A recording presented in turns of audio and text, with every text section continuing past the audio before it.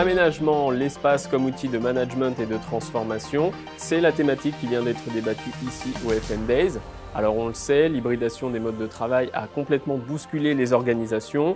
Le workplace se doit d'évoluer pour faire face aux nouvelles attentes. On va en débattre tout de suite avec notre invitée Nabila Amralen. Vous êtes responsable adjointe des services généraux du groupe Bell, qu'on connaît, la fromagerie, les Babybel, la vache qui rit et j'en passe. On reçoit également David Lanter, directeur WX by Sodexo, c'est bien ça? Exactement, bonjour. Alors peut-être en un mot, nous expliquer qu'est-ce que c'est que WX? Alors WX, c'est une entité de conseil en transformation de l'environnement de travail. Très bien. D'une part, et d'autre part, mesure et analyse de l'occupation des espaces via des capteurs. Et on reçoit également Elko Ruiter. Vous êtes directeur Space Design dans la même entité. Dans la même entité, oui. Très bien. Alors, pour commencer ce débat, peut-être avec Nabila, vous êtes la caution donneur d'ordre de ce plateau. Et je crois que le groupe Bell a un petit projet dans les tuyaux qui concerne l'aménagement. Alors tout à fait, donc on revoit continuellement nos espaces en fonction de ce qui se passe à la fois à l'extérieur, donc post-Covid. Et là actuellement nous sommes en train de travailler sur la revue de nos espaces, qu'est-ce qu'on peut faire, qu'est-ce qu'on peut apporter de plus à nos collaborateurs afin qu'ils puissent être dans un espace qui lie le bien-être et la productivité. Et vous avez combien de mètres carrés Actuellement nous occupons 17 000 mètres carrés, un très beau site. Alors, messieurs, justement, pour aider Nabila qui a des problématiques, elle l'a dit. Aujourd'hui, on le sait, l'environnement de travail est bousculé par l'évolution, l'hybridation des modes de travail. Peut-être en un mot, David, quelle est la tendance qui émerge le plus en matière d'aménagement aujourd'hui? Alors, il y en a plusieurs. Si je dois en citer une ou deux, c'est une réduction assez forte des mètres carrés. Et un réinvestissement des économies dans beaucoup plus de qualitatif, c'est-à-dire des espaces mieux conçus, beaucoup plus de techno, une intensité en termes de services et d'animation d'espace pour faire un lieu qui soit un lieu de collaboration très fort en fait, et moins un lieu de travail individuel. Ça, c'est une grosse tendance de fond. Voilà. D'accord. Et comme aujourd'hui, comment on peut s'y adapter concrètement? Quelles réponses on peut essayer d'apporter pour répondre à cette problématique-là? Alors, la première chose, c'est une méthodo qui doit être appliquée de bout en bout. Et dans la méthodologie, en tout cas que nous, on applique chez WX, c'est des tendances de marché qu'on va faire venir et présenter aux clients. C'est de l'atelier avec le CODIR pour avoir une vision de finalement comment on travaille en 2025 ou en 2030 chez Bell.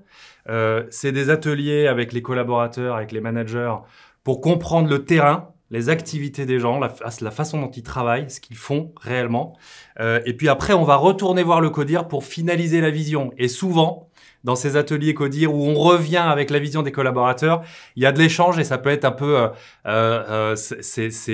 ça peut être finalement assez vif parce que il y a eu une vision et puis il y a les collaborateurs, leurs attentes et parfois, il faut réussir à aligner les deux et c'est pas forcément évident. Et ça, c'est notre travail.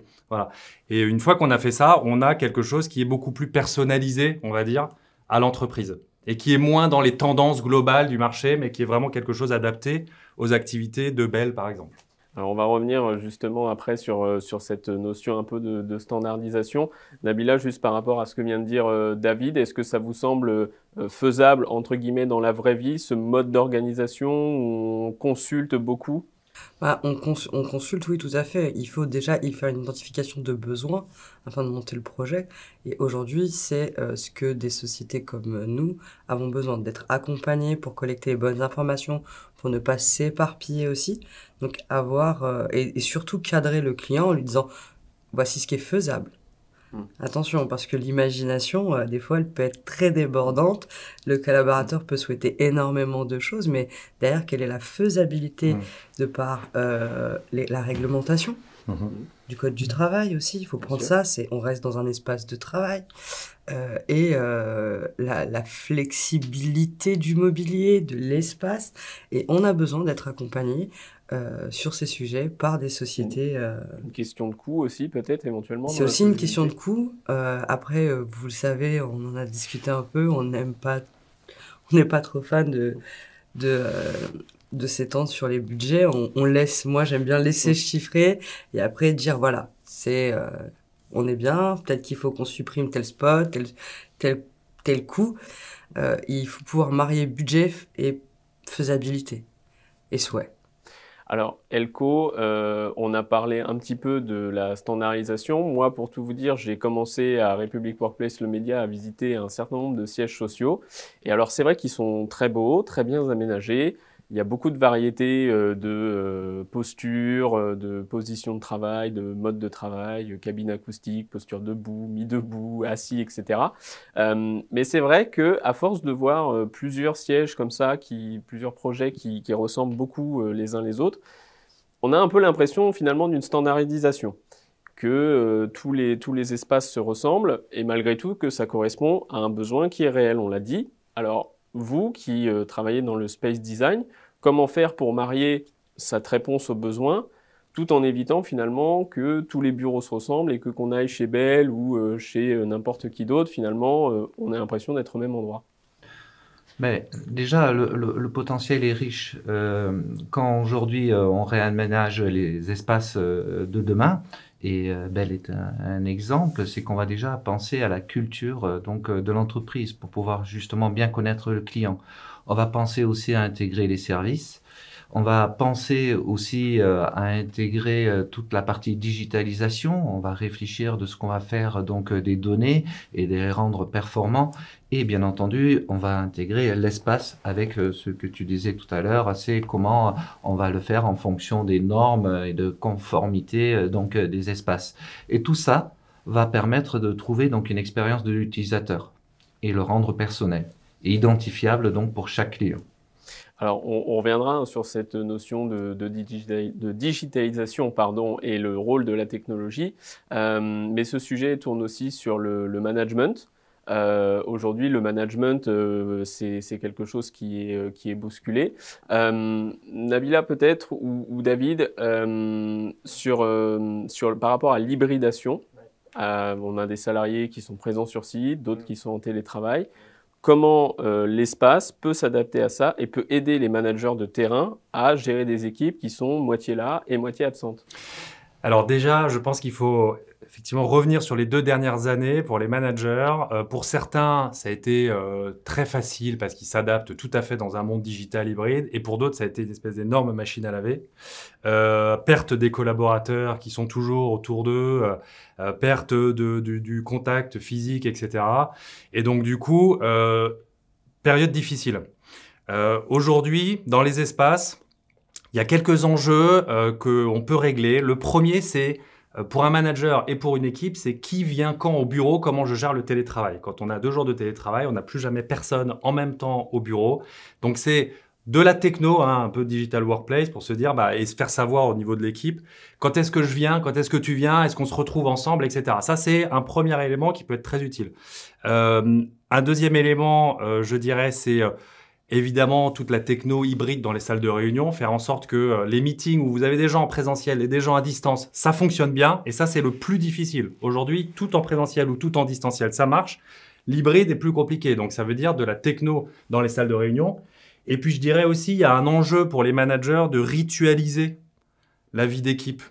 C'est de se donner des moments, soit à distance, soit en présentiel, une fois par semaine ou une fois toutes les 2 semaines, pour réunir l'équipe. Ça peut être dans le cadre d'un petit déjeuner, parfois des séminaires, mais le côté un peu ritualisation. Et puis, effectivement, les cafés un peu digitaux, ça a fonctionné quelques mois, les gens en ont un peu ras-le-bol. Donc, se retrouver, mais des temps forts, mais assez peu nombreux. Finalement, ça, c'est des points qui sont très importants.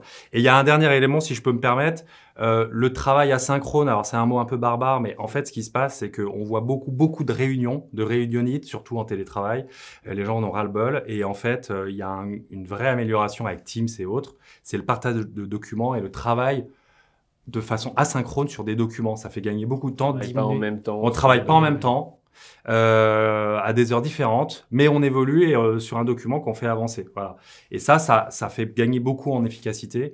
Mais pour ça, il faut maîtriser Teams, il faut maîtriser tous ces outils-là, quoi. Et ça nécessite un peu d'accompagnement aussi. Et Nabila, d'ailleurs, chez Bell, comment ça fonctionne? Est-ce qu'il y a une charte télétravail qui a été définie? Quelle est la règle? Alors oui, effectivement, il y a une charte de télétravail qui a été définie. Il y a eu un partenariat entre les managers et les équipes. Donc, ils ont échangé. Chaque service a travaillé sur sa propre charte de travail en fonction du métier, du besoin d'être au bureau. Quel est le réel besoin d'être là ou d'être en télétravail. Et ça, voilà, ça a été de l'individuel. Hein. On n'a pas... Et après, voilà, attention, Bell a une culture du télétravail qui existait déjà avant Covid. Donc, voilà, donc c'est pour ça qu'il y a eu cette facilité à monter cette charte. Mais il faut des outils afin de permettre la communication entre ceux qui sont sur leur lieu de travail et ceux qui sont chez eux, afin qu'il y ait cette continuité. Donc, et il faut monter des équipes de design thinking afin d'étudier les besoins réels dans nos espaces pour qu'un collaborateur qui est dans une salle ou un atelier puisse échanger avec un collaborateur qui est chez lui, en fait. C'est-à-dire que peu importe le lieu où tu es, les outils vont te permettre de pouvoir travailler et et développer cette productivité de nos collaborateurs. Alors, Elco, justement, on a parlé donc de la technologie, de ce qu'elle peut apporter dans ce projet, enfin, dans les différents projets d'aménagement. Jusqu'où peut aller le rôle de la technologie aujourd'hui dans les projets, dans les stratégies d'environnement de travail des entreprises? Alors, déjà, la technologie est une opportunité. Dans l'opportunité, aujourd'hui, on a énormément de données sur un bâtiment et ces données, aujourd'hui, on doit les centraliser.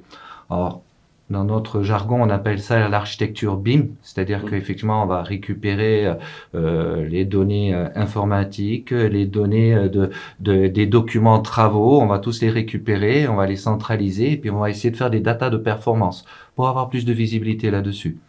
Ensuite, la techno peut aussi apporter une visibilité, c'est-à-dire effectivement savoir comment je peux partager les bureaux, quand est-ce que je peux réserver une salle.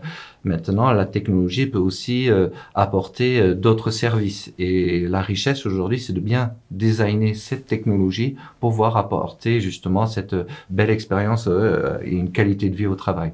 Et alors pour peut-être un peu synthétiser tout ce qu'on a dit, parce que vous avez beaucoup parlé, Nabila et David également, de la nécessité de co-construire finalement ces projets-là d'aménagement.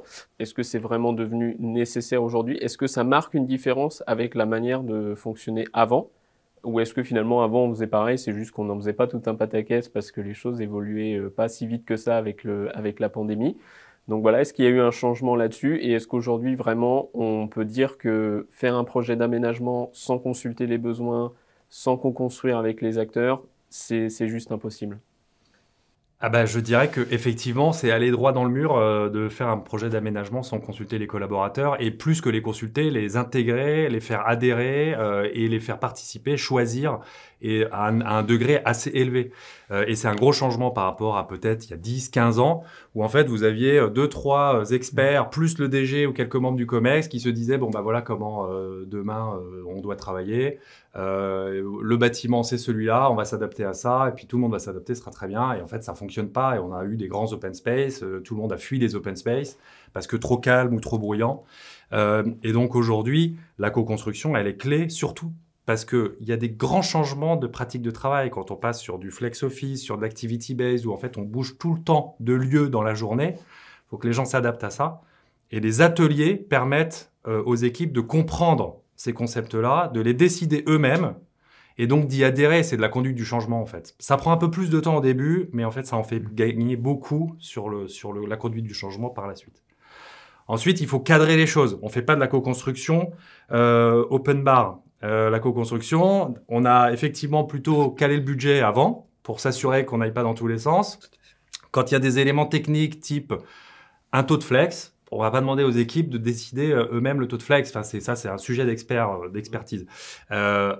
Mais tout le reste, les typologies d'espace, les lieux emblématiques qu'on veut créer dans l'entreprise, évidemment la déco, mais là c'est un peu secondaire. Tout ça, c'est des choses qu'on devrait laisser aux équipes de décider. Et puis le plus, le mieux en termes de co-construction, faire venir du monde et participer. En tout cas, c'est notre point de vue.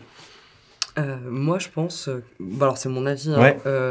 pour avoir fait beaucoup d'aménagements ces dernières années, la co-construction, elle existait pas à aussi grande échelle, d'accord? Elle existait déjà parce que voilà, on n'aménage pas sans avoir consulté un panel de personnes parce que c'est leur lieu de travail. Et je pense que c'est juste là, post-Covid, avec ce qui se passe, avec les sociétés qui souhaitent diminuer leur impact d'occupation, et bah du coup on en parle. Et du coup c'est un sujet qui tourne beaucoup. Et du coup là, attention, co-construction, tout vous qu'on construisez pas, vous qu'on construisez. Mais pour moi, qui était dans les travaux, ça existe quand même depuis longtemps. Et on se fait toujours accompagner par des sociétés de conseil parce que il faut toujours les personnes spécialisées. Donc c'est leur métier, ce n'est pas notre métier de gérer tout ce qui est dégagement, réglementation concernant les espaces, la technologie, et on se fait toujours accompagner. On a besoin, si on veut que le projet soit beau et viable, il faut se faire accompagner par des équipes. C'est essentiel ce que tu viens de dire, c'est il faut savoir communiquer. Et la communication va permettre de valoriser et engager tous les collaborateurs. Et on communique jamais assez. Non. Il faut communiquer, être très transparent sur les prises de décision, hyper important. Et puis faire attention quand on fait des ateliers à évidemment prendre en compte les décisions qui sont sorties des ateliers et pas prendre des décisions à part et ne pas prendre en compte parce que là c'est catastrophique, c'est contre-productif. Eh bien, en tout cas, merci à tous les trois d'être venus livrer votre expertise et votre retour d'expérience sur ce sujet. Merci beaucoup. Merci à toi.